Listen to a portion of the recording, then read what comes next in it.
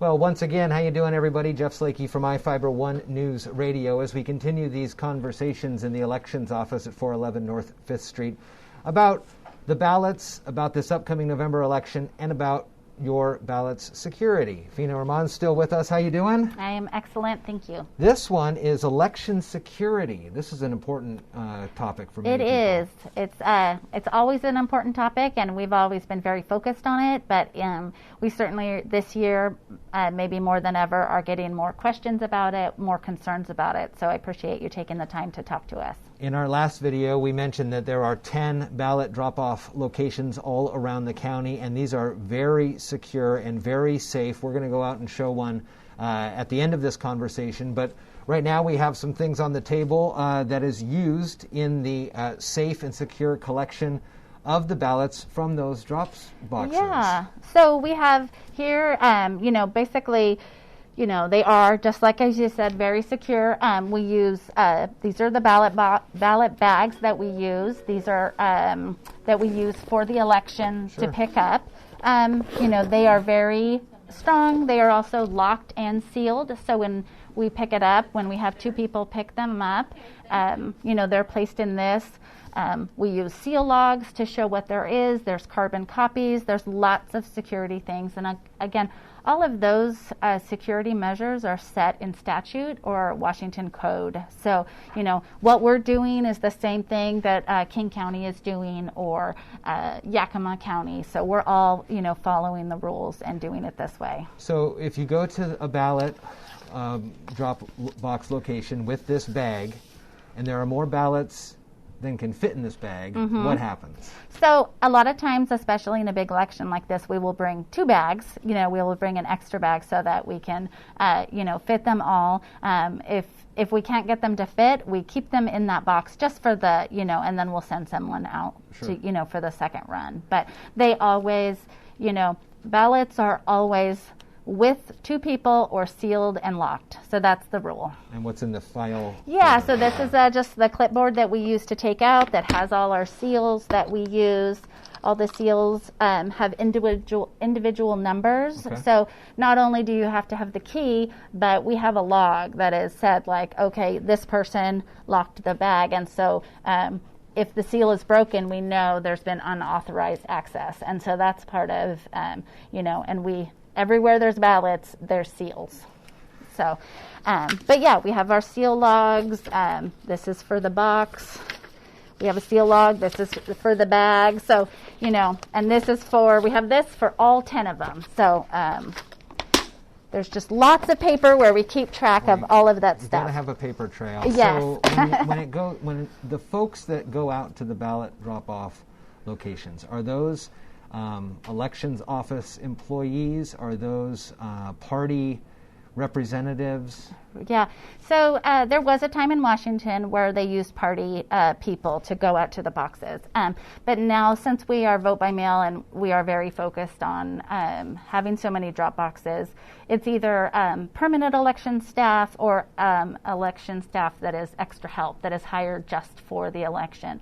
And we certainly have many that have been with us for quite some time. So all of the election employees, they take an oath, that they will swear, many things. So it's a kind of a lengthy oath that they take before they're allowed to basically interact with a ballot in any way. Well, the franchise of voting is Yes, sacred. Exactly.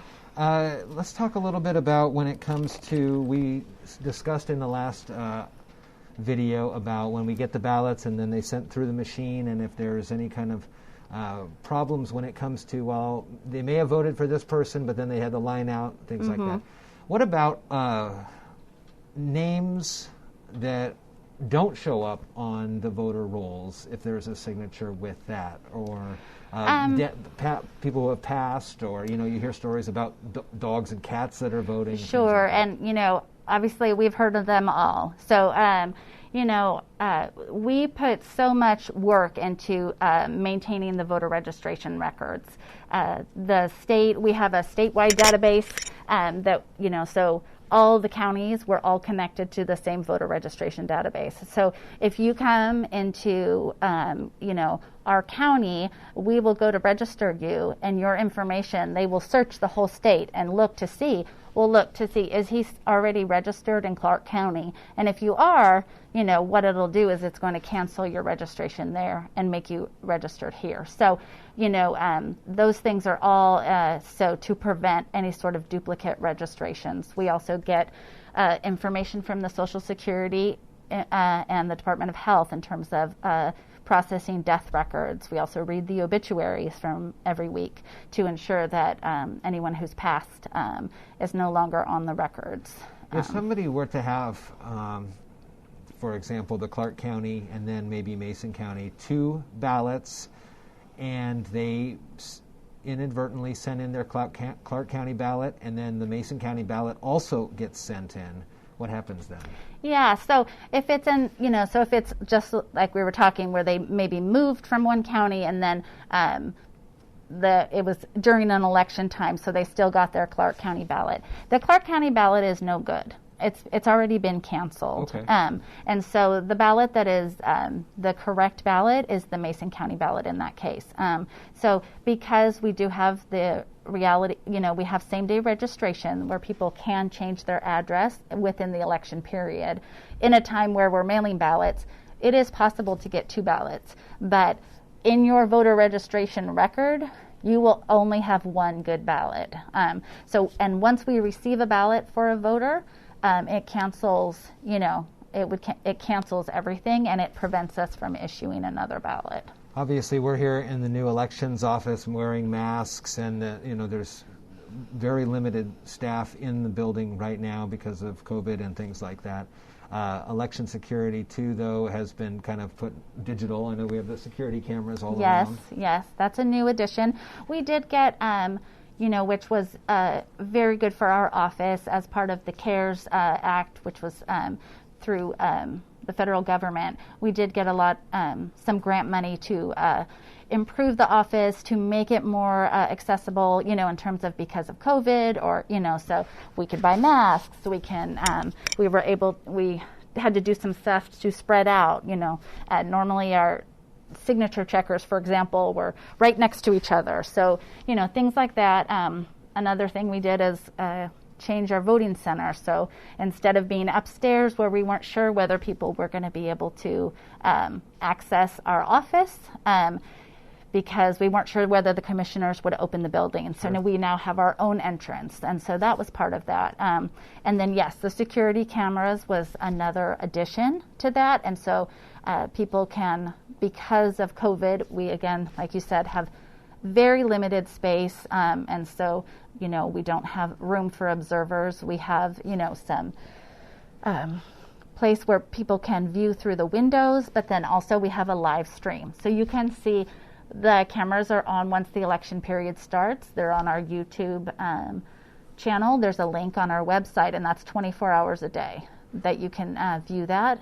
So, a couple of weeks ago, you guys did your logic and accuracy tests. What is that? How does that play into the security? Yeah, so part of what we're required to do by state, by state law, and also this is Secretary of State, the Washington attends these testing, is that we are required to test the tabulation system with the ballots for this election to ensure that if you vote for one candidate, the system counts it as that candidate. Okay. So there's a very specific way that the ballots have to be, the test ballots have to be marked to make sure.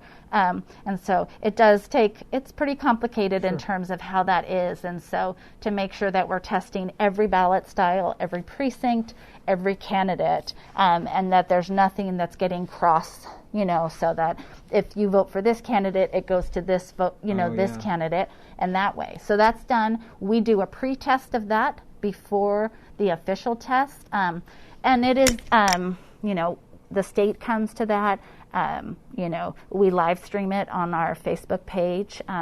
We also are required by law to send a letter to all the candidates, including all the candidates for president, inviting them to attend it or sending a representative to watch to ensure that what we're doing is is correct. So we did that, and that went perfectly. So yes, so that's one of our, and again, those are laws that are set out, and so every county is doing that.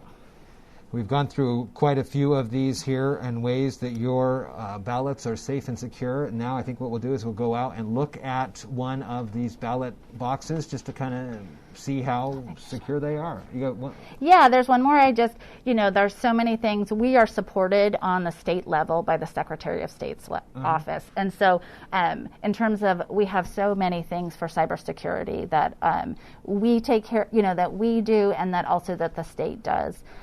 Additionally, just one thing is that our tabulation system is airlocked. And what that means is that it's not connected to the internet in any way. And so certainly you do hear, people who have security concerns about that, but there is no way to hack it because it's not connected to the internet in any way. So it's like the old days where you had just a computer system connected to a scanner and a printer.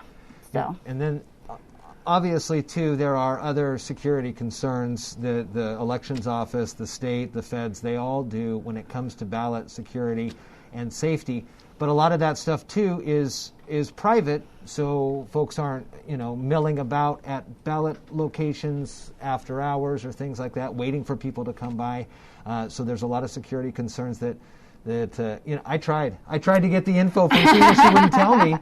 But that's how it works. They want to make sure that the ballots are safe. So there are a couple of those things that are private to the auditor's office so they can understand that. So let's go out and look at these ballot boxes and see what they look like. Okay, great.